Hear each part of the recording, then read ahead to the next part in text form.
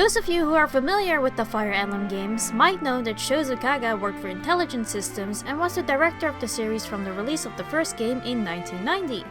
But that ended after the release of Tracia 776. After working on the Fire Emblem games, he left Intelligent Systems to found his own studio called TearRing. It isn't very well known as to why he left Intelligent Systems. Some simply said he liked the PlayStation's capabilities over the Nintendo 64's. There is also a rumor that says Saga had some disagreements with Nintendo along with the difficulty working with the N64 that drove him to leave. In his studio, he started working on a new game called Emblem Saga, the successor of the Fire Emblem series, which would be released for the original PlayStation.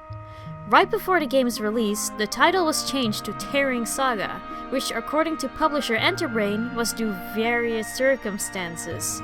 But it is obviously speculated that they changed it to avoid copyright problems with Fire Emblem, as the games are very similar gameplay and presentation-wise. It even featured art from the same artist who worked on Tracia 776, Mayumi Hirota, who also illustrated 3 novels for the game.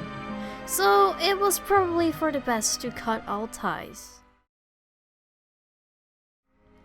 Sadly, this didn't work out very well for Saga. Nintendo sued TearRing and publisher Enterbrain for still infringing on game licenses and copyright shortly after the release in July. And Nintendo sought for over 258.3 million yen in damages and to prohibit sale and distribution of the game. The first trial ended in November 2002, where the Tokyo District Court turned down Nintendo's claims. Nintendo filed a second lawsuit on appeal, and the second trial began 3 months after the first, this time under the Tokyo High Court. The second trial ended in November 2004, and Enterbrain was ordered to pay a fine of 76 million yen to Nintendo. However, the game was not ruled as a breach of copyright, and copies remained in stores. Nintendo and Intelligent Systems made another appeal to the Japanese Supreme Court, where the second ruling was still upheld. The result of the lawsuit between Nintendo and Saga could be credited as one of the main reasons as to why it is now acceptable for creators of an original video game work to make spiritual successors of their creations without the consent or involvement from their original parent companies. US gamers cited the victory as reason as to why future similar situations were allowed, such as Bungie leaving Microsoft and the Halo series behind in order to release a similar Destiny, and Kenji Inafune leaving Capcom and the Mega Man series in order to create the similar Mighty No. 9.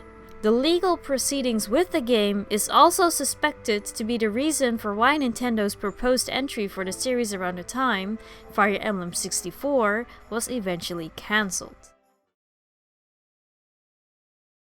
As stated before, TearRing Saga was called a spiritual successor to Fire Emblem. Apart from possessing similar gameplay elements from the traditional Fire Emblem games, like the stats, skills, recruitment, and more, it also had some of the same Fire Emblem classes, like Sword Fighters, Armor Knights, and even Pegasus Knights. Pegasus Knights are even trademarked by Intelligent Systems, which is probably why they changed their name in the second game. The game's protagonist even starts out as a Knight Lord and promotes to a Lord. It is also said that he initially had blue hair, which was later changed to brown. The hair color change was probably because the previous Fire Emblem heroes mostly had blue hair. There are also lots of references to the previous games, like certain locations having similar names or having things named after Fire Emblem characters. More specifically, this game might be a successor to Fire Emblem Gaiden, the second and final Fire Emblem series title to be released exclusively on the Famicom, because its story is split between 2 protagonists, the traversable world map, and the use of various monsters as enemies. Players could freely divide their characters into armies up to 8 units and move them around the map. The characters within the army may also be able to support each other to develop love or friendship, similar to the support system. In an old Famitsu interview about the early stages of TearRing Saga, Saga was asked why he created the game in the image of Fire Emblem Gaiden, which was considered a low-difficulty strategy game. He answered with, "About this problem, we have various means to solve this. One would be to design the story battles to increase the strategic challenge. To mention, the artificial intelligence has been given a huge upgrade, and the enemies will be very efficient in both strategy and combat. Also, because battles utilize an isometric perspective and units have their own direction, ancient basic war strategies like rare attacking or surround and annihilate can be faithfully recreated. To incorporate war strategies used by famous generals like Hannibal and Caesar into the games has been one of my goals. This sadly didn't make it into the end result. In this old screenshot, you can see the isometric view that was going to be implemented in TearRing Saga, as it is often used in tactical RPGs such as Final Fantasy Tactics. Like those games, the direction of each character plays an important role. Attacking an enemy from the back would give the attacker a distinct advantage. In the final version, the isometric view was scrapped in favor of the standard top-down view used in Fire Emblem. Funnily enough, there's an old interview called Fire Emblem vs Final Fantasy, originally featured in the 494 issue of Famicom Tsushin, where both Shozo Kaga and Hironobu Sakaguchi, the creator of the Final Fantasy series, were interviewed. Sakaguchi stated to be a big fan of Fire Emblem and bought Fire Emblem Mystery of the Emblem on release date. Sadly, he couldn't play because he was knee-deep into the development of Final Fantasy VI. Later on, Sakaguchi produced Final Fantasy Tactics for the PlayStation 1, which used an isometric view. This could have been the inspiration for the same view in TearRing Saga.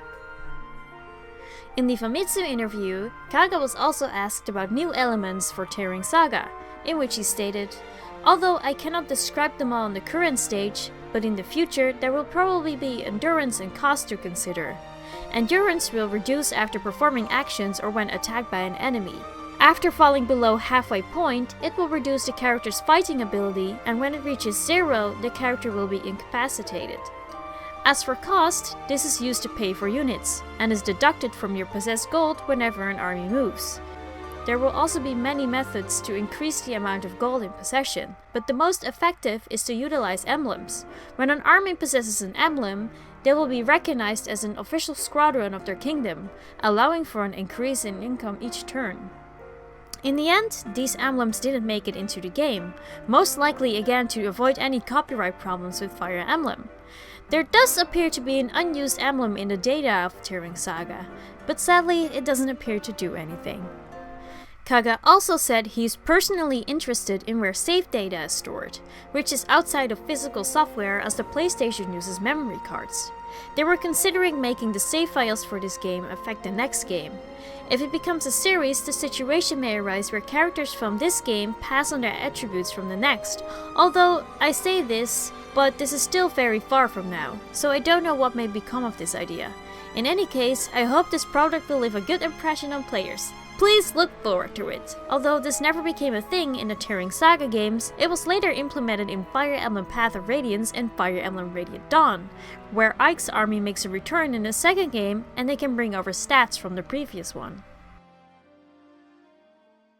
It is the year 2005, and Barrack Saga, with the full title being TearRing Saga, Barrack Saga Lasberia Chronicle, Chapter 174, was released for the PlayStation 2. While this game is officially a sequel of the original TearRing Saga, the games are not related by plot. It is very obvious that they wanted to distance themselves from the Fire Emblem series with this game, as this game and the first TearRing Saga barely resemble each other in terms of gameplay. This game uses a hexagon grid as opposed to the square grids in Fire Emblem and TearRing Saga. It also still has characters on horses and wyverns, but in this game they have their own health bar and count as equipment. This game also uses more weapon types, and weapons like bows always have a 2 to 3 range and require arrows as ammo, which might add to their attacks. You are also able to temporarily recruit random civilians by interacting with them, and being able to recruit them permanently if certain criteria are met. The game was received pretty well, receiving good scores, but sadly didn't sell well because it was released alongside other well-known series at the time. Because of this, it will be the last game in the series. Even though Barrack Saga was the last big release that Kaga worked on, he recently released a new game called Vesteria Saga. This is an indie game made with SRPG Studio. This game is very similar to his previous games and is actually downloadable for free. If you're interested, I left a download link in the description. Anyway, I hope you all enjoyed this video. This was my first time making something like this, but it was very satisfying to finally sort of make a proper video again. and I hope to make more content like this in the future. Be sure to leave a like and subscribe and follow me on all social media and all that jazz. The support is very appreciated, and hopefully I'll see you guys next time.